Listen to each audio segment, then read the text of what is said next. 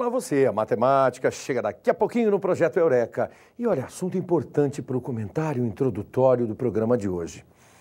Café, refrigerante, principalmente aqueles à base de cola, e por que não dizer, aqueles também que trazem como ideologia o guaranazinho. Sim, usei o termo ideologia, cabe por outras razões que a sociologia e a filosofia hão de explicar. Mas voltemos aqui. Caso muito curioso que a nossa produção conseguiu cooptar aí no sentido jornalístico, ou seja, uma garota que exagerou na ingestão de café. A cafeína para ela exerceu um poder destrutivo. Após 7 cafés expressos duplos, ela entrou num processo complicadíssimo e quase irreversível, uma overdose de café.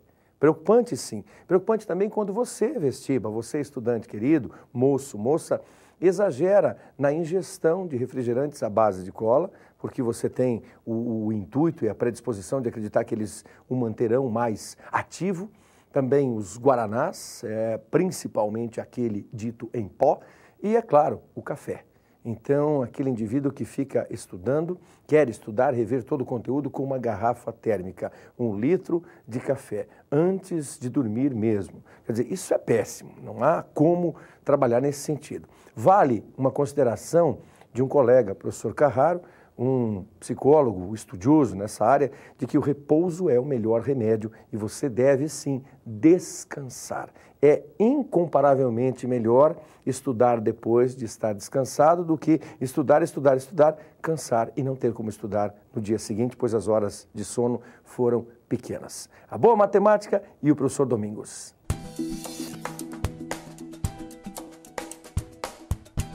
Olá, meus amigos. Estou aqui mais uma vez para falar sobre matemática, hoje sobre um assunto importantíssimo quando a gente fala de vestibular, que é o assunto volume.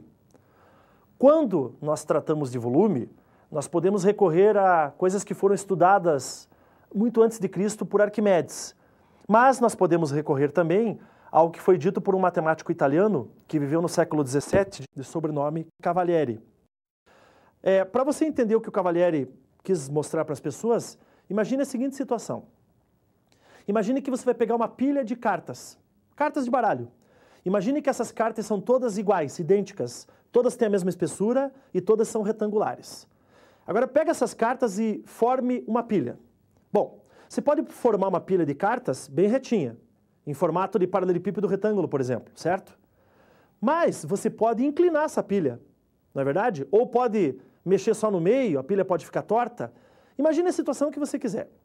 Uma coisa é certa, a quantidade de cartas não muda. Bom, e onde é que a gente vai chegar com isso? Então vamos lá. Imagine que você tem lá 52 cartas, tá? Um baralho completo. Se você pegar uma carta, certo? E você imaginar que ela tem a mesma espessura de todas as outras e o mesmo formato, a mesma área do retângulo, essa pilha vai ter uma determinada quantidade de cartas. Imagine que essa quantidade é um volume de cartas. Quando você entorta a pilha, a quantidade de cartas muda? Não. Se a quantidade de cartas não mudou, o volume de cartas também não mudou. Então, a ideia de volume está associada ao seguinte: se você sabe qual é a área de uma carta e você sabe quantas tem, que seria correspondente ao que? A altura dessa pilha, você pode calcular então o volume de cartas dessa pilha, certo? Da mesma forma, você pode pensar com uma pilha de moedas iguais. Você pega lá uma pilha de moedas todas iguais. Você pode deixar a pilha reta ou pode inclinar, mas a quantidade de moedas não muda, não é verdade? Então, imagine que você vai calcular o volume de uma caixa d'água ou o volume de uma piscina. Você pode usar o mesmo procedimento para calcular essa ideia que o Cavalieri trouxe para a gente, ok? Mas vamos ser um pouquinho mais matemáticos. Vamos pensar nas figuras que a gente já estudou. Vamos lá? Vamos pensar nas seguintes figuras. Vai lá. Pensa num prisma. Pode ser de qualquer base, triangular, quadrangular, hexagonal. Vai lá num paralelepípedo retângulo. O que mais? Pensa num cubo e pense também num cilindro reto. O que essas figuras têm em comum? O prisma reto, o paralelepípedo retângulo, o cubo e o cilindro. É que essas figuras nós podemos usar o mesmo procedimento do Cavalieri. Nós podemos calcular a área da base da figura, de qualquer uma delas, tá? E você pode multiplicar pela altura. Se você calcular a área da base e multiplicar pela altura, você vai ter o volume desta figura. Certo, gente? A ideia, então, é essa. O volume dos prismas retos do paralelepípedo retângulo, do cubo e do cilindro reto, qual é o volume? A área da base multiplicado pela altura. Ok? Claro que daí se você for pensar num cilindro, mas a base é um círculo, a área de um círculo é πr ao quadrado. Eu sei, mas vamos pensar numa coisa genérica para você não ter que ficar particularizando cada uma delas. É muito mais simples você estudar assim, certo? Agora, vamos pensar nas pirâmides e nos cones. Estou falando das pirâmides retas e dos cones retos. Pirâmide reta é aquela onde a altura cai no centro da base, da mesma forma o cone. Para você calcular o volume dessas figuras, você vai pegar o volume das anteriores, área da base vezes a altura, só que você vai dividir por 3. Por quê? O mesmo Cavalieri mostrou que se você pegar, por exemplo, um cubo, e você cortar esse cubo em 3 partes, mas um corte ou 3 cortes estrategicamente localizados, você pode encontrar 3 pirâmides que têm o mesmo volume. Ou seja, você pode colocar essas 3 pirâmides dentro de um cubo. Da mesma forma que eu posso pensar que o cubo é o triplo de cada uma dessas pirâmides, eu posso pensar que cada pirâmide é 1/3 do cubo, certo? Isso vale também para o cilindro reto, vale para o prisma reto e para o paralelepípedo retângulo. Então, se nós estamos falando de pirâmides retas e de cones retos, qual é o volume? 1/3 da área da base vezes a altura. 1/3 vezes a área da base vezes a altura, certo? E a esfera, gente, é a única figura que tem uma fórmula um pouquinho diferente, certo? Se nós tivéssemos até mais tempo, a gente poderia mostrar, mas você pode encontrar muita coisa boa pesquisando na internet sobre isso, entrando até no site da Sociedade Brasileira de Matemática, é www.sbm.org.br, e você vai conseguir encontrar muita coisa bacana lá, até essas demonstrações.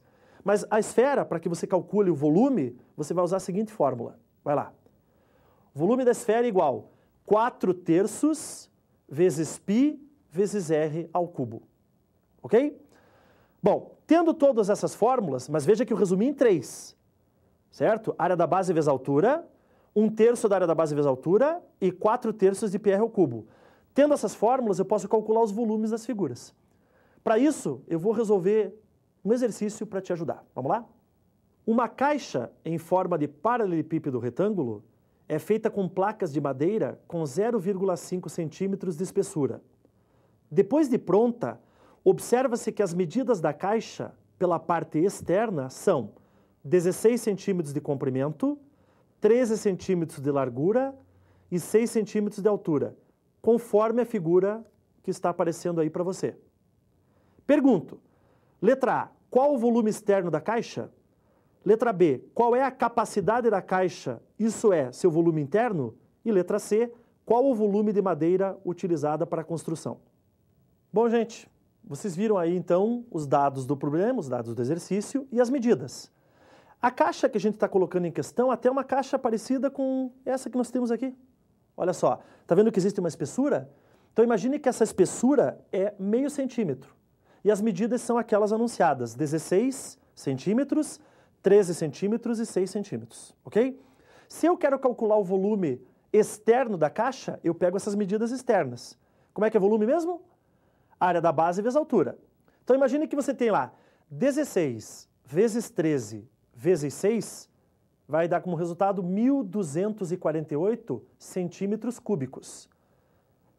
Eu lembro a você que centímetro cúbico, porque nós estamos tratando aqui de uma grandeza tridimensional. Então sempre você vai ter centímetro cúbico, metro cúbico, quilômetro cúbico e assim por diante, certo? Letra B. Vamos à letra B. Qual é a capacidade da caixa, isto é, seu volume interno? Bom, gente, a única diferença da caixa do nosso exercício para essa caixa que eu estava mostrando para vocês é que a caixa do exercício, imagine que ela é fechada, certo? Imagine que aqui atrás ela é fechada e aqui atrás ela tem meio centímetro, ok? Então, o que eu preciso calcular aí para o volume interno? Vamos lá. Essa caixa tem 16 de largura. Se você tirar meio centímetro de espessura de cada lado, 16 menos meio dá 15. Agora, se você pegar outra medida que era 13, você vai tirar meio e meio. Você vai tirar 13 menos 1, que dá 12. E no caso da altura, se você quiser pensar assim, você vai ter 6 centímetros, mas vai tirar o meio só uma vez. Então vai ficar 5,5. Se você multiplicar 15 vezes 12 vezes 5,5, você vai encontrar como resultado 990 centímetros cúbicos, que é o resultado do item B. Ok? Item C. Qual o volume de madeira utilizado para a confecção da caixa? Meus amigos, o volume de madeira utilizado para a confecção da caixa é o volume externo menos o interno. Ok?